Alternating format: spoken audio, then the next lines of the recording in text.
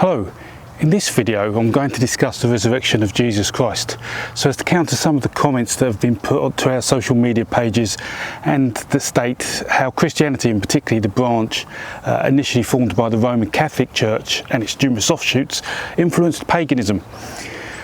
We'll have a talk about some of the lesser known pre-Christian gods, some of the better known gods, and we'll look at some of the biblical texts written about Jesus Christ which may reveal startling discovery about the resurrection. Of course, whether there was an actual historical figure called Jesus Christ is a debate I'll leave to another video. So if this sounds interesting, please subscribe to the Crack and Fold YouTube channel by clicking the subscribe button down here. It means a lot to me and ensures others will get a better chance to see this video and to learn these things. Welcome to the video. We should call who was resurrected first, while showing some stories about the Christ in the Bible are completely made up. And welcome to Crack and Fold.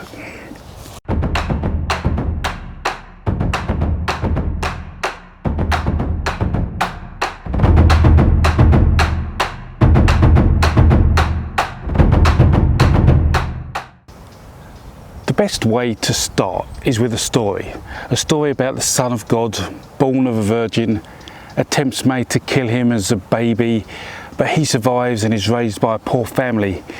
He is eventually hailed as a king, and then he's killed by the ruling classes, and he rises from the dead and tells his friend to spread the good news, and it is then he ascends to heaven and rules from on high. And you may think I'm telling you the story of Jesus Christ, but that was the story of Romulus, the god and founder of Rome, from 771 BCE. You see, the story of Jesus Christ isn't unique. There are at least 30 other gods and divine people from religions that I know of, all with stories that have similarities to the story of Christ, including parts about resurrection, but all written before the time of Christianity. And so the resurrection story isn't unique either, with the Romulus story being one example. So let us run through 6 lesser known gods and a few well-known gods that have been resurrected, and then we'll look at some biblical evidence. To start, we have Quirinus, an early god of the Roman state from around 500 BCE. He was conceived and brought forth by a virgin.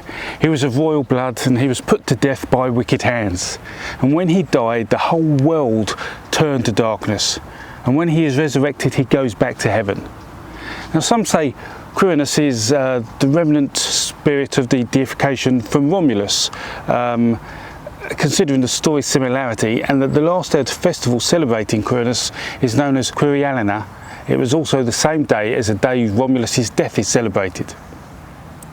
Next we can look at Prometheus, a Greek titan of around 750 BCE, who gave humans the knowledge of fire, and he was considered a trickster figure of sorts. He was nailed to an upright beam of timber, and affixed to it were arms of wood to make a cross, and it was placed near the Caspian Straits. And he was repeatedly killed by Zeus, who came in the form of an eagle down to eat his liver, which then regenerated before Hercules rescued him. And then if we move to the other side of Persia into Asia, we have Hindu Sakya, a Buddhist god. It's sometimes known as just Sakya or Buddha Sakya or Sakya Muni. And the story of Sakya has a number of versions, but the one I shall tell is where he was crucified by an arrow, pinning him to a tree, and the arrow hitting the tree was at a right angle, so forming a cross. And he was crucified for picking a flower, which aligns to one of the accusations against Jesus Christ, which was that he plucked ripened ears of corn on the Sabbath. And now in some places, Mary holding the baby Jesus is sometimes pictured holding flowers too, although this could be just as much the Indian influence of associating flowers with virginity or a divine birth. Next, the Greek goddess Alcestis was a princess and a goddess who is dated to around 600 BCE and who atoned for the sins of the world upon a cross, although there are a number of different versions of her death. When she returned to earth, she was mute, and her story has been made into, or was made into, many plays within Grecian history. And if we travel further back in time, back to the 2nd millennium BCE, we have a god often referred to as Tammuz of Mesopotamia. and a god that looks to have been derived from the Sumerian Damuzid. He went through quite an evolution with his followers, initially a pastoral and agricultural god to eventually one of fertility. 2 festivals a year were dedicated to him, one to his marriage to the goddess Inanna and the other to his death. And we'll talk about Inanna in a minute, but we have Julius Firmicus, a Latin writer and astrologer, who wrote of this god rising from the dead for the salvation of the world. There's a text called Damuzid's Dream, describing a dream predicting his death despite his efforts to escape it. And one story exists that is similar to the descent of Inanna, where Tammuz can live half the year with the living and half the year with the dead. For the final lesser known god, and the oldest of them that I've mentioned, we have Attis of Phrygia and part of Asia Minor from around 1200 BCE, and he was eventually turned into a solar deity in the 2nd century CE by Romans.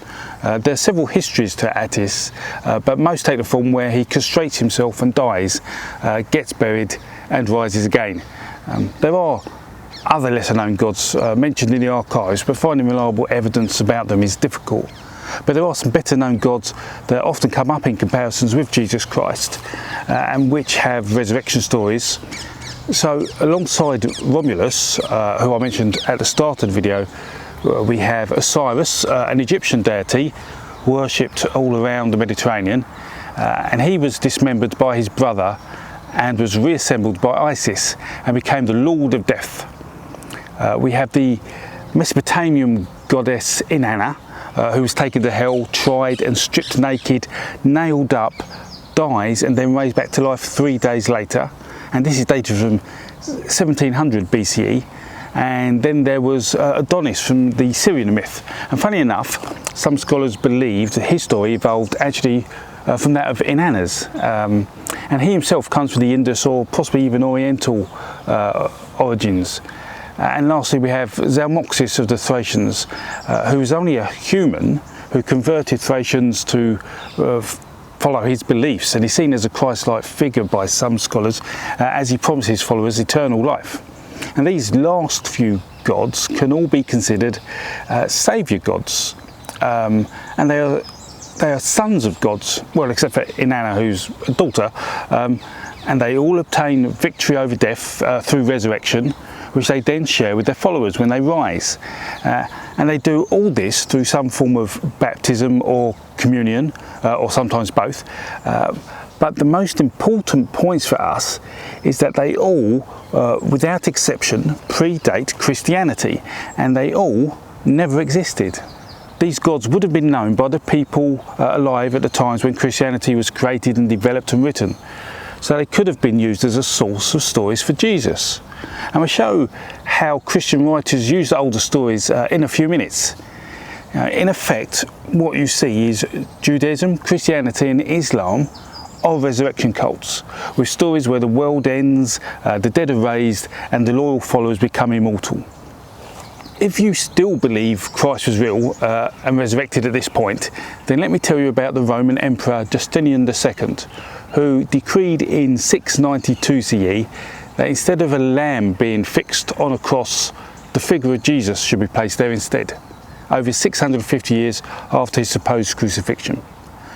Although Justinian wasn't the first person to envisage a man on the cross, the earliest known visual example we have comes from around 300 BCE with Orpheus, the Greek demigod, on a cross, although some Christians say this carving is fake. So let's now go to one of the strongest pieces of evidence I want to present, and it comes from the Bible. So in the Old Testament we have the Wisdom of Solomon, written about mid-1st century BCE, and in chapters 2 and 5 it mentions a dying and rising Son of God who judges the wicked in heaven. And in the book of Isaiah, written in the 8th century BCE, chapters 52 and 53 talk about the dying and rising chosen one of God whose death atones for everyone's sins. And the book of Daniel, written in the 2nd century BCE, has within chapters 9 and 12 the dying Messiah, the chosen one of God, conjoined with atonement for everyone's sins, which then heralds the apocalypse. And finally, we have Zechariah chapters 3 and 6, written around 520 BCE, with the rising Jesus, a son of Jehovah the righteous, atoning for all sins in a single day, and is crowned in heaven before God. What we have here in the Old Testament is the story of Jesus Christ being resurrected, already written before the New Testament was even a thing, before the historical Jesus Christ was ever born. You can see how the writers of the Gospels found their stories, including the resurrection story.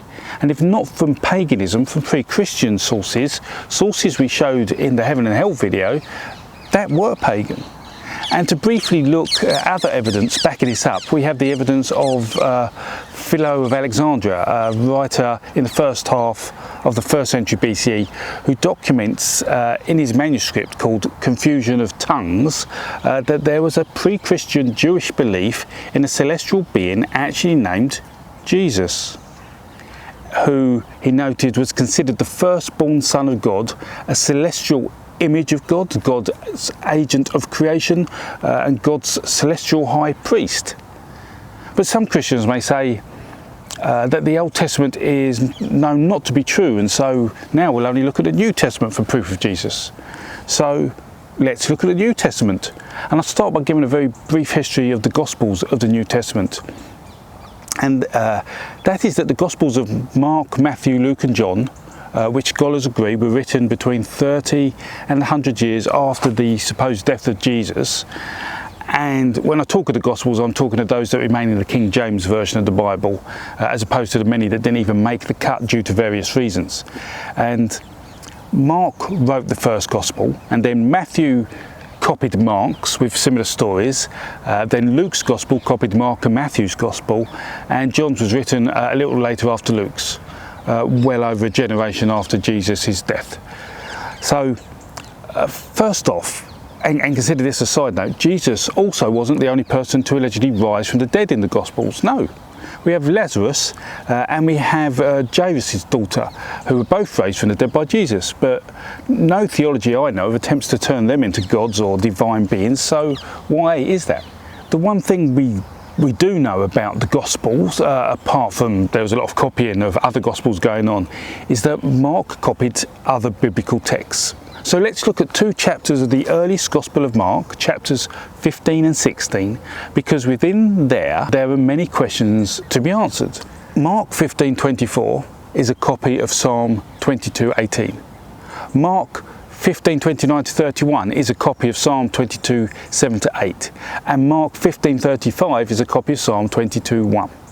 And there is much more copying going on from the other parts of the Bible, but a whole video would probably have to be dedicated to cover the topic of what Mark copied to write his first Gospel.